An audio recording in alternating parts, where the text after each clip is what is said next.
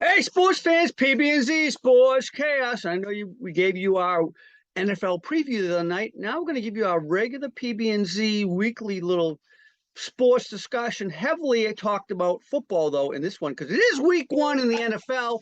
Last night we had the Rams, defending Super Bowl champions, playing against Buffalo. Not so good for the defending champions. We'll talk about that momentarily.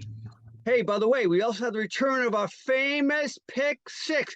And by the way, I don't know if you realize this, PB. ESPN stole that. They have it now on their ESPN Sports Center all the time, the pick six. And I think they stole it from us. I wouldn't doubt it. And we also have our famous college foreplay. We know you like a little foreplay out there, fans. We got the college one for you.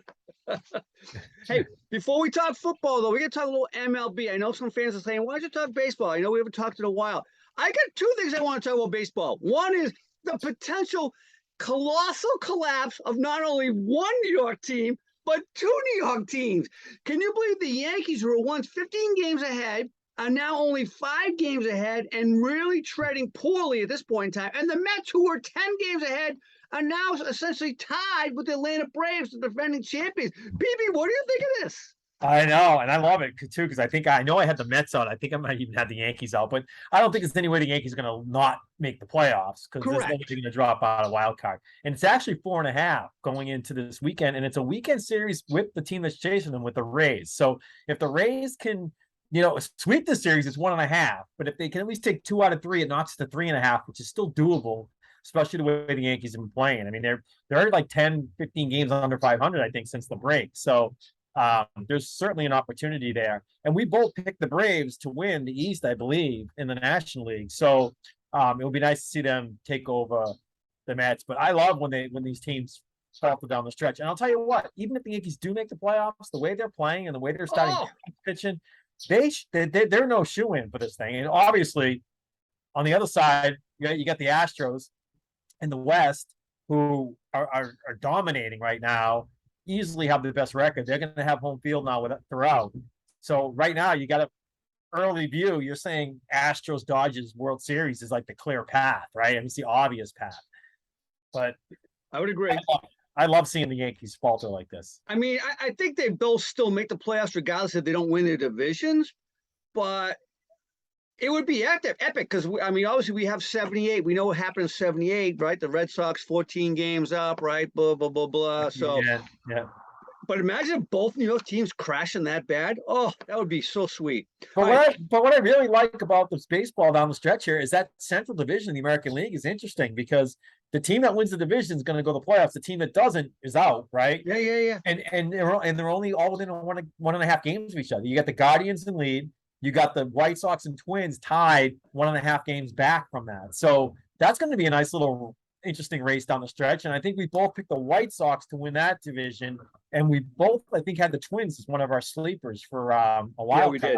Yeah, they could get it. They could actually get in as a division winner. So what's interesting about the East, both NL and AL. I mean, right now you're on course to have 6 teams, 3-3, NL East and AL East making the playoffs, right? Yeah.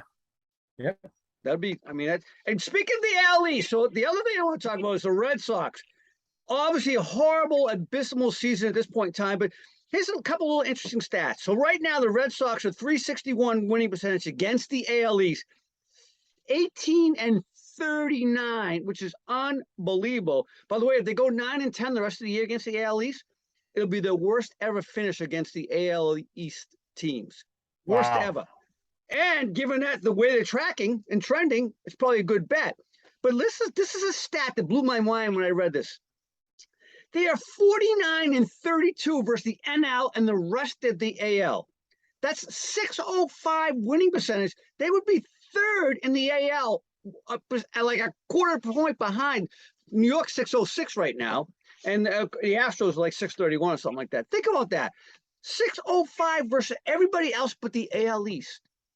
Wow. I mean, I don't even know what to make of that. Do you?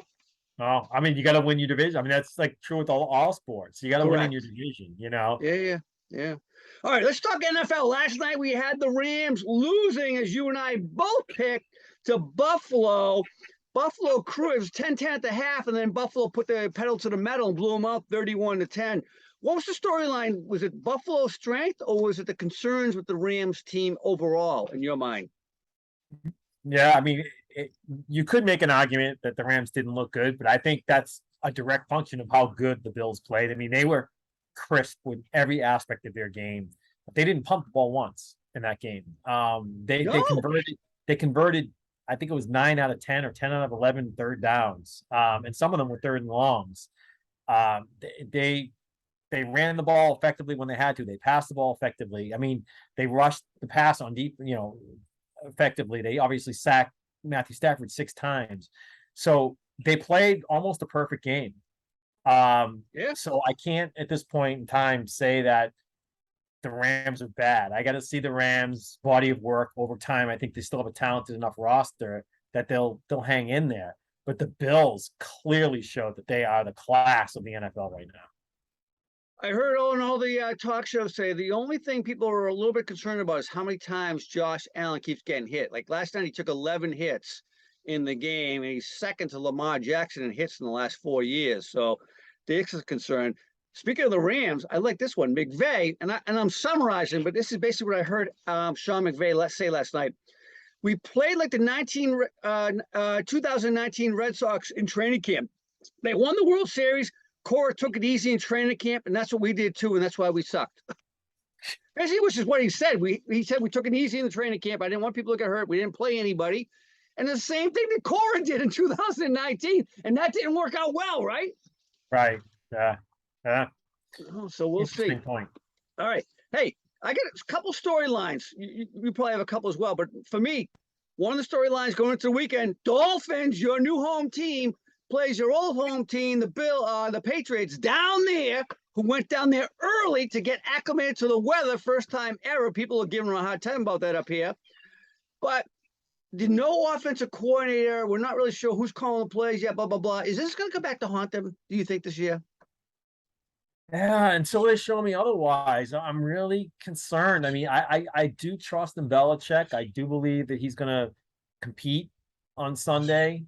But at the end of the day, yeah, I think I just don't have enough confidence in their play calling and their game planning right now to say I'm going to pick them. I've been teetering. I mean, everything is pointing in Miami's direction. This is probably the type of game where the Patriots are going to go down and win this first game of the year. Much like Which the has Dolphins. happened. You've been there on the sideline for one of those. Yeah, exactly. Right. Yeah. So that was about 3 years ago. I think the last season before COVID. But yeah, it could come back to hunt them. I mean, we all have them winning, 6, 7, 8 games this year. Certainly an under 500 type team. But this is the start of it. Like, can they go down and win? The thing about when you have a team like this is that's kind of frustrating is they'll compete. They're going to compete based on their coaching and Mac Jones, their defense. They'll compete in games, but they're gonna go 500 at best. They're gonna go 8-9, 9-8. They're not going to get a high draft pick. There's no way in heck, even if they could somehow pull off a wild card game, there's no way they're beating the Chiefs and the Bills that we just talked about. Right. They're not beating those teams. You know what I mean? They're not beating teams. Yeah. So it's kind of a waste of a season. You know what I mean? Even if you do good, it's not like we're trying to oh my God, we've never made the playoffs in 20 years. It'll be like the Bills a few years ago, right? And we're rooting for them just to make the playoffs. Like, I don't want this team just to make the playoffs because they're going to get their ass kicked if they do. Let me ask you a question. We've talked about this a couple of times on this show over the years, but this may be the first time. There was a story out there about 5-6 years ago where Kraft was supposedly at an event, had a few cocktails, and said, if that bastard ever goes under 500, I'll fire his ass. Is that a possibility? I mean, at some point, right? I mean, how long are the Crafts going to put up with a team that isn't performing at the level that they're used to, right? Or going under 500 or not making the playoffs in consecutive years? I mean, give them all the credit in the world for what they did last year. Last year's kind of, I was happy with that as well, but can they build on that and go 11-6 this year and win a playoff game and sniff the AFC Championship game? If they do, God bless them, because I'll be the Yeah, first one to say I can't believe it. that would be the greatest coaching job ever. I mean, because that's how stacked the AFC is, right? So I Right. don't know. All right, hey, let me ask you this one. There's two revenge games this weekend. Baker comes home, or I think I think he's playing at Cleveland, right? So Baker Oh, goes to Cleveland with the it's at Carolina. Carolina. Oh, It's it's at at Carolina. Carolina. Okay, all right. It's a pick'em game, by the way. I saw that, right? Yeah. Yeah, I And mean, Russ goes home to Seattle, right? Which yes. game are you looking at as the more interesting one?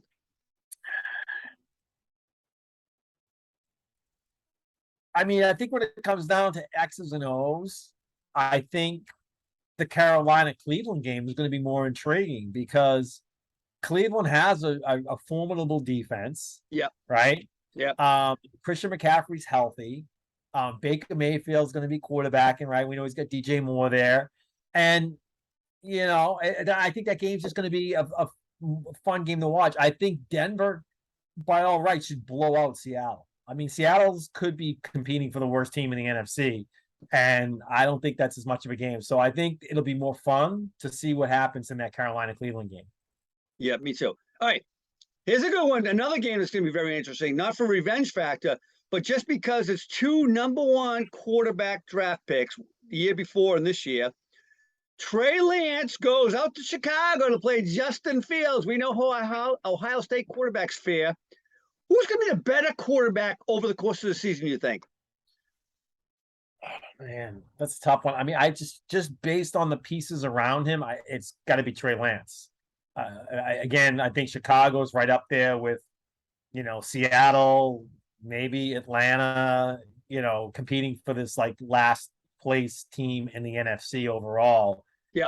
Whereas, you know what I mean? So I just think the pieces for Trey Lance, I mean, we talked about San Francisco making the Super Bowl potentially, certainly, can make the NFC Championship game. So to me, this when you have more talent around you, that just kind of all feeds off of it. And I think there's a better chance that Lance has a better year because of that.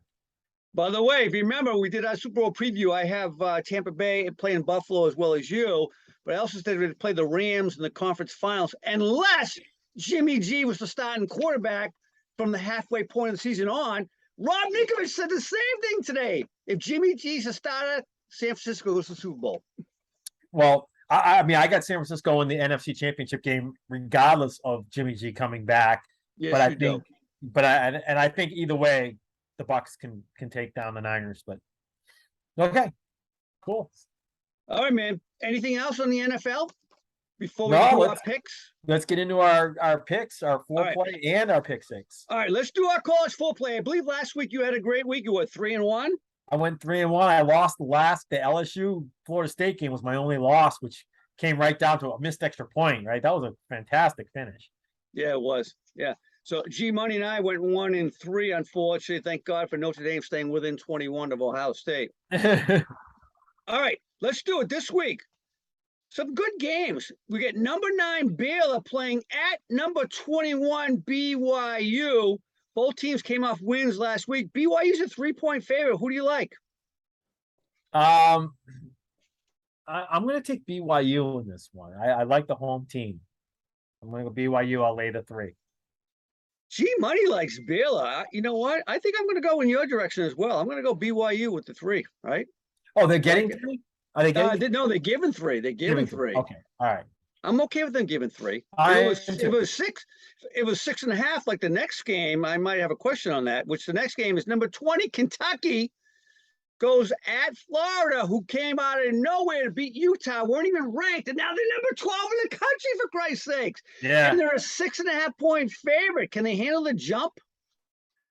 No, I don't think they can. I would be surprised if they lose this game outright, actually. The Swamp is a tough place to play. We obviously saw that last week. They beat the number 7 team in the country in Utah.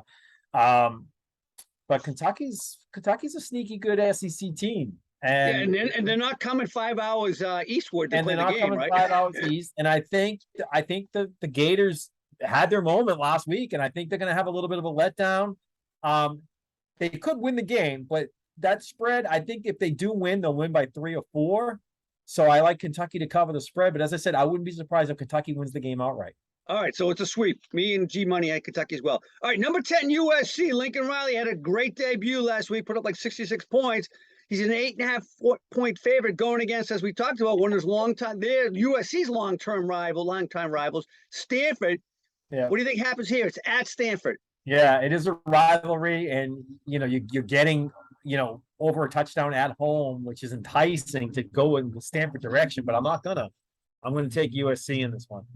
Woo! G Money's going with Stanford. I'm with you because I trust Lincoln Riley. I think he explodes and has a big game. All right, last one. Number 24, Tennessee. Everybody's on the Tennessee bandwagon for some reason this year. The number 24, they're a 6-point favorite on the road to number 17, Pitt, who had a good win last week against their rival, West Virginia. What do you think? Yeah, I mean, in this one, I like Pitt. I like the Panthers. I mean, they're at home. They're getting points, and I'm going to take Pitt. Oh, me too. Clean sweep. All right. And what did G Money do? G Money took. He actually took Pitt. He did too. Okay, so you and I are the same on all four. All 4 picks. Yeah. G Money's different on 2. Okay. Yeah. All right, let's get into our NFL picks this week. So we've got let's see. First one, Tampa Bay at Dallas. What do you think there? That's a Sunday night tilt, huh? Yeah. I think Tampa just smokes them. I think Tom Brady puts up 35 points or more on them and smokes them. I love Brady, but I love Dallas, but I'm going to take Tampa Bay myself. All right, the big one down there in your house. Are you going to the game? I am going to the game on Sunday. I'll be there with my Pats at the Dolphins. What do you think? I want to take the Patriots. I feel like Bill Belichick has never beaten Tua, which is kind of embarrassing in and of itself. Right? That's a good point. Right? He's never beaten Tua. And now he has to deal with Tyreek Hill. Now he has a history of keeping Tyreek Hill in check, right? Does. Correct. But he also had different players on his team doing that, and now he got Jonathan Jones as his top corner. Can Jonathan Jones stay with Tyreek Hill is the question. Can Kyle Duggar and Devin McCourty double when they need to and prevent Hill from taking the top off the defense? If they can do that, I think there's a chance that if they can avoid that big play, that they can stay in this game. But that's a big if. And I also am concerned about the offensive line and Strange. How well is he going to play? Because that Miami front seven, they can be pretty fierce. I mean, you got guys like obviously Jalen Phillips, who's an absolute stud. I've seen that guy in camp.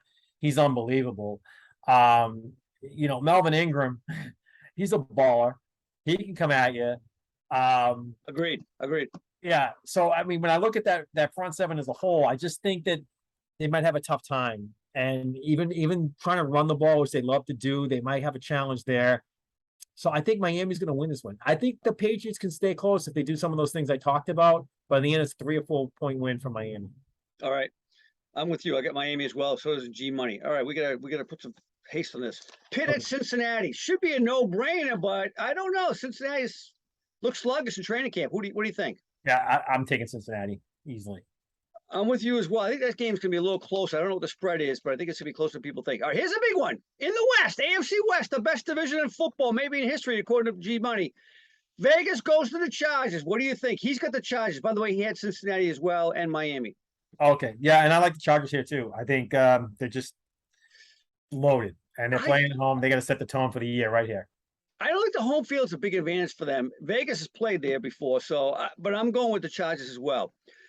Green Bay at Minnesota. This is an interesting. What do you think? G Money has Minnesota. Yeah, and I do too. I think they need to, for the same reason. They need to, in the division game, setting the tone at the beginning of the year, go right in, show that you're going to play and you're for real. They lose at home to Green Bay, game 1. They're already kind of writing off their ability to win that division. So I got Minnesota. I'm going the other way. I think Rodgers, there's a lot of criticism right now about him. I think he finds a way. We'll see. But I'm going to go Green Bay, even though it's at Minnesota. But there's no other elements. Rodgers will be okay.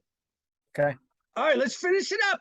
Kansas City at Arizona. This one's kind of interesting. It's kind of interesting because Arizona should be a really good team. I know they don't have D-Hop yet. He's out for 6 games, right? Right. But this could be an entertaining game as well. What do you think? Yeah, it'd definitely be entertaining. And I think KC's defense is a little bit underrated. So I think they can do what they need to keep the Cardinals and Murray in check. And I'm interested to see what Mahomes is going to be able to do with his receiving core and how he utilizes them without having Hill there. To your point that you've stated on many shows before, he spreads the ball. He'll have the opportunity to spread the ball around more. I think he'll lean on Kelsey a little heavily, but that's okay. So I'm gonna take the Chiefs on this one. And I believe I didn't write this one down, but I believe G Money took the Chiefs as well. He did. So, He all did. right. Yep. So hey, I'm gonna make it a clean sweep. Chiefs as well. Okay. I have to. I picked them to win that division, so they better win this game. Yeah. No, it's not a divisional game, but they got to get off to a hot start, right? Right. Exactly. All right, man. Is there one more? No, that's it. Tampa, Miami, Cincinnati, Chargers, Minnesota, and KC. Okay. So we're the same on every single pick. All three of us, the only thing we're different on is you got the Green Bay over Minnesota. Correct. Yes. And we have the same college picks, me and you. So out of these 10 picks, we only have one different. I will say I'm rooting for three different ones, though. I want Dallas. I want New England, obviously, to win their games. Yeah. I personally would like to see Vegas win. I think they're going to be better than what people think, but I'm not going to pick them in this game. All right. Okay. All right, my man. Have a good weekend. I'll talk to you soon. All right.